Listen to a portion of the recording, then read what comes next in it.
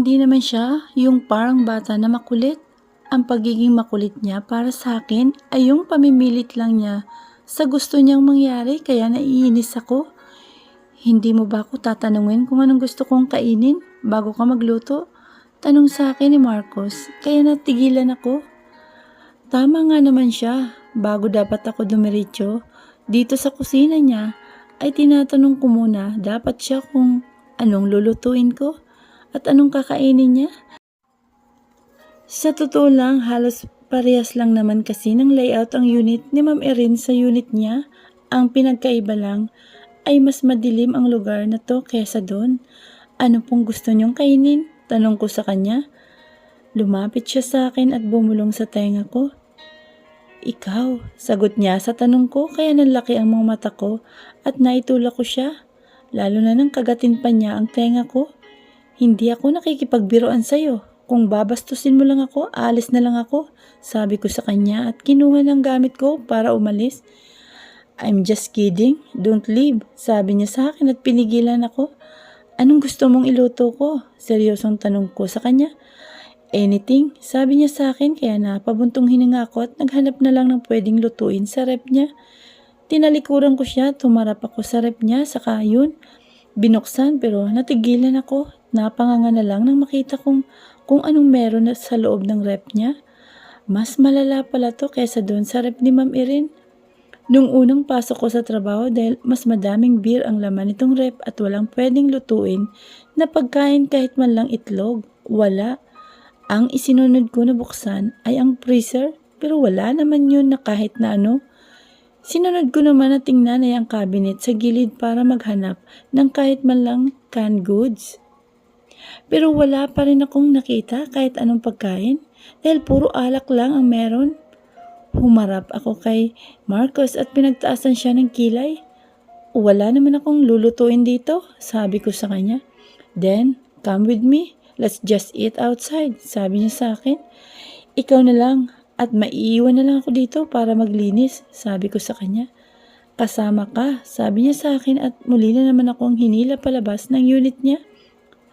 Habi na yata nitong hilain na lang ako. Nang makarating kami sa parking lot at pilit niya akong pinapasakay sa kotse niya kaya wala akong nagawa kung hindi ang sumakay doon. Pwede mo naman akong iwan na lang dahil ikaw lang naman ang kakain, hindi ako. Sagot ko sa kanya. Hindi ko naman siya kailangan samahan dahil pwede naman na siya na lang mag-isang kumain sa labas. Saka sana, kanina pa niya sinabi na wala siyang pagkain sa unit niya para hindi na ako nag-aksaya ng oras na maghanap at naglinis na lang sana ako. I want you to join me for breakfast and we need to talk about your job. Sagot niya sa akin. Anong dapat natin pag-usapan? Tungkol sa trabaho ko? Tanong ko sa kanya. Let's eat first. Sagot niya sa akin at huminto kami sa isang tapat ng isang building. Nauna siyang bumaba sa akin at pinabuksan niya ako ng pinto. Pero hindi ako bumaba sa kotse niya. Kaya yumuko siya para magpantay kaming dalawa. Let's go na din. Saad niya sa akin. Anong gagawin natin dito? Tanong ko sa kanya. Wala naman kasing kahit anong restaurant sa paligid at alam kong isang sikat na condominium to, hindi hotel na may resto sa food. I told you earlier that we will eat our breakfast. Sagot niya sa akin. Bakit dito? Tanong ko sa kanya. Enough with your silly questions, sagot niya sa akin pero hindi pa rin ako nagpatinag. Nadine, get out of the car, sagot niya sa akin pero hindi ko siya pinansin. Wala akong balak na sumama sa kanya. Kung iniwan na lang sana niya ako sa unit niya, edi okay kaming dalawa. Saka anong oras na rin at kailangan ko pang pumasok sa isa ko pang trabaho ngayon. Nanlaki ang mga mata ko nang bigla na lang akong umangat sa ere at napakapit ako kay Marcos. Ibaba mo ko, sigaw ko sa kanya nang bigla niya akong binuhat para makalabas ng kotse niya. No, hindi ka madadaan sa maayos na pakiusapan. Sagot niya sa akin. Marcos, ibaba mo ako please. Kaya ko naman maglakad, saka nakakahiya. Sagot ko sa kanya pero hindi niya ako pinakinggan.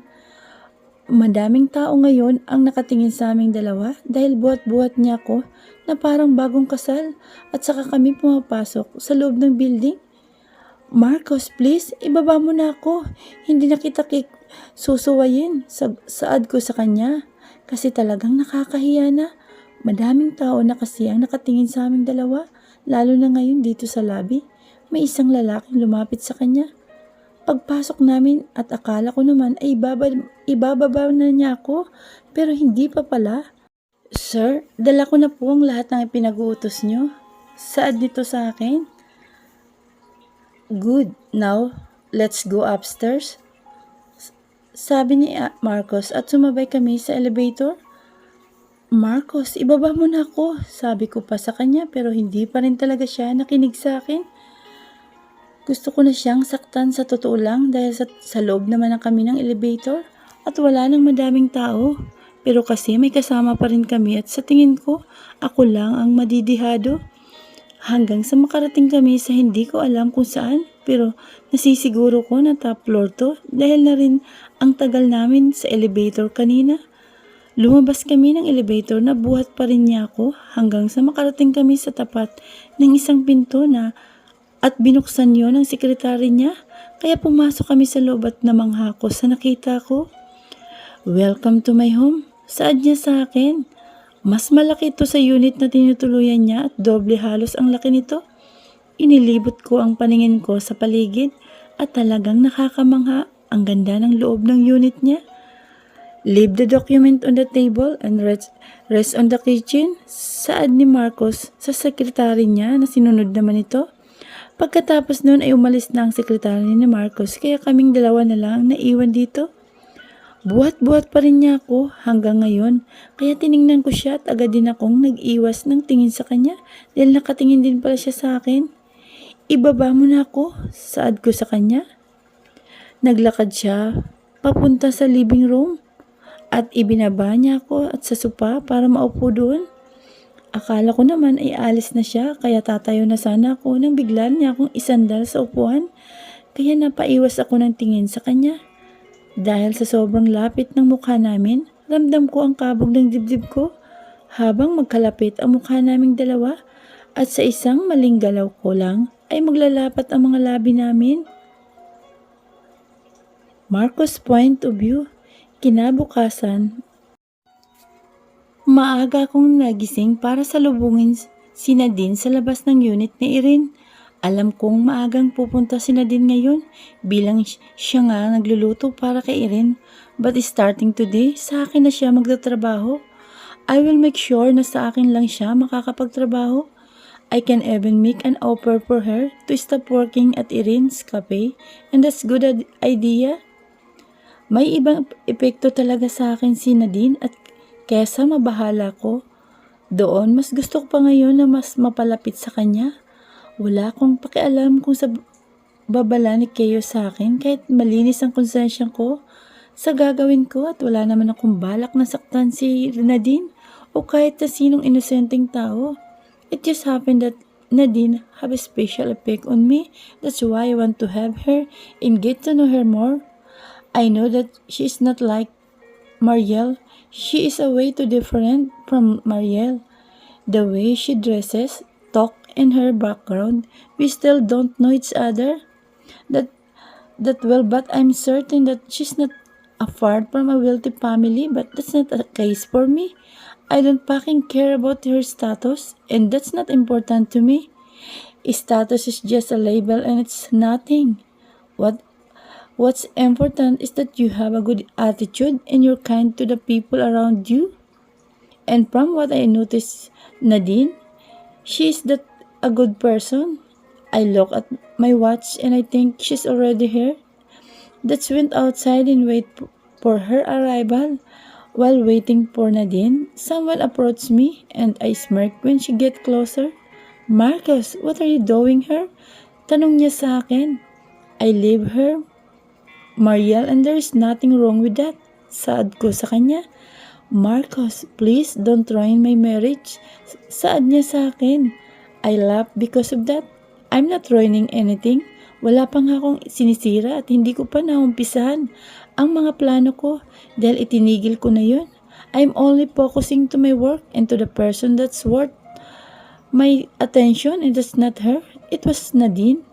Don't be high to yourself, Mrs. De Leon. I just leave her and I'm not ruining your marriage. And I don't have any plans on doing that because I realize it's not worth of my precious time. Saad ko sa kanya, kaya natigilan siya. But you're still here. And Marcus, at alam kong may bala ka tulad ng sinabi mo sa akin nung nasa elevator tayo. You told me that you still love me and you want to get me back in your life. Saad ko sa kanya. That was before, Mariel. You already have your husband and I'm done with you. So, don't mention that again to me. Right from the beginning, you're the one who lived and married someone else. So, don't assume that. I don't love you anymore. Seryosong saad ko sa kanya. I don't believe you, Marcos. You can't move on and I know that you're just playing to get even. Sabi niya sa akin, kaya napailing ako. If I want to get even, Mariel, sana noon pa nung iniwan mo ko, I should have ruined your wedding and kidnapped you. But, I did not. I even attend your wedding ceremony. And I act nothing. Just happened even though you fucking betrayed me and make me look fool. Sad ko sa kanya at tinalakura na siya. Alam kong iniisip ko na babawiin siya at pahirapan sila pero hindi ko pa naman itinutuloy ang plano ko dahil wala naman saysay para gawin pa yun. I should have listened to my friends in the first place but maybe it was destined to be. That way so me and Nadine could cross our path after what happened to us. I think I should thank Mariel and Gino for getting married because I met Nadine. Bumalik na lang muna ako sa loob ng unit habang wala pa si Nadine. I remember that I still need to talk to my secretary about some matter regarding my penthouse. I dialed my secretary's number and with a few rings, he answered. Good morning, sir. Bati niya sa akin.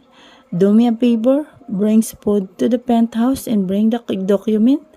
I told you this morning, I'll be there in 30 minutes or more and just for me in the lobby. Saad ko sa kanya, copy sir.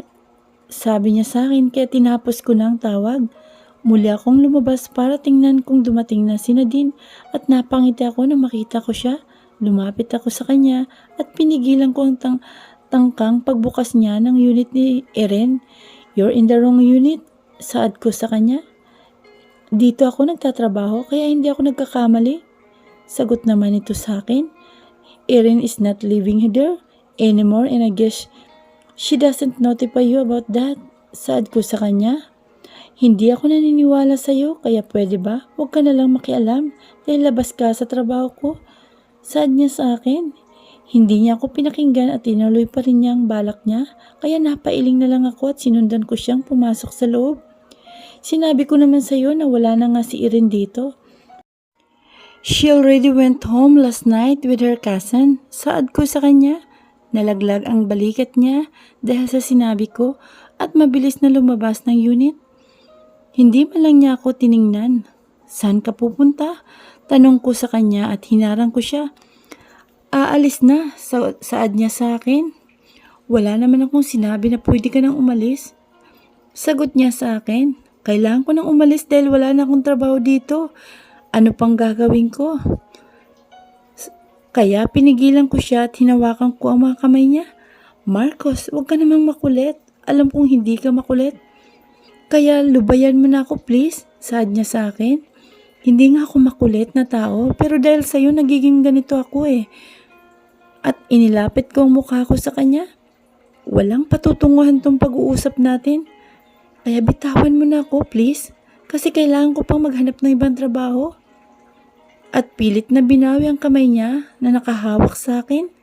Hindi na niya kailangan pang humanap ng ibang trabaho dahil simula sa araw na to, sa akin na siya magtatrabaho.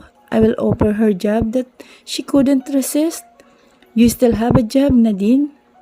Saad ko sa kanya. Anong ibig mong sabihin?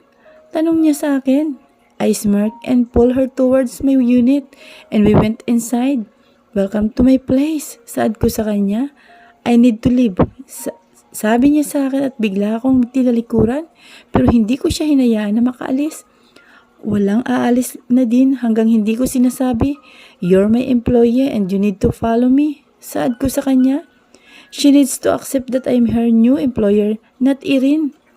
Wala akong matandaan na ikaw ang amo ko. Sabi niya sa akin. You can ask Irene if you don't believe me. Seryosong saad ko sa kanya. I don't repeat my words. She need to understand that I'm her new boss. It took her a few minutes of silence before walking towards my kitchen and I smile. I just follow her and see what she will do. She started preparing things and I couldn't help but to smile while looking at her. Hindi mo ba ako tatanungin kung anong gusto kong kainin bago ka magluto? Tanong ko sa kanya kaya nilingon niya ako. Ano pong gusto niyong kainin? She asked, and I know how sarcastic that question was. I moved closer to her and she just stayed still. I whisper my answer to her and she smells lovely. Fuck, I need to control myself. Ikaw, I whispered then bite her ear because I couldn't help it. Hindi ako nakikipagbiruan sa'yo. Kung babastusin mo lang ako, aalis na lang ako. Saad niya sa akin at tiningnan ako ng masama. Saka kinuha ang gamit niya kaya naman ako agad ko siyang pinigilan. I just can't help to test her and she really smells so good. I'm just kidding, don't leave. Saad ko sa kanya. Anong gusto mong itluto ko? Seryosong tanong niya sa akin ulit. Anything? Sagot ko sa kanya. Tinalikuran niya ako at nagsimula na siyang maghanap ng pagkain sa kusina ko. Hindi ko inalis ang tingin ko sa kanya habang abala siya sa paghanap ng pagkain na pwedeng lutuin sa kusina ko. Hindi ko maiwasan na ngumiti nang bigla siyang humarap sa akin. Wala naman akong lulutuin dito. Sabi niya sa akin, then come with me, let's just eat outside. Saad ko sa kanya. Alam ko naman na walang pagkain dito sa unit ko at puro beer lang ang laman ng rep ko, pati na rin ang mga cabinet. I didn't bother to buy foods and I let my former housekeeper to do that for me. Ikaw na lang at may iwan na lang ako dito para maglinis. Sabi niya sa akin. Nope, kasama ka. Saad ko sa kanya, tinila ko siya palabas ng unit para isama sa akin.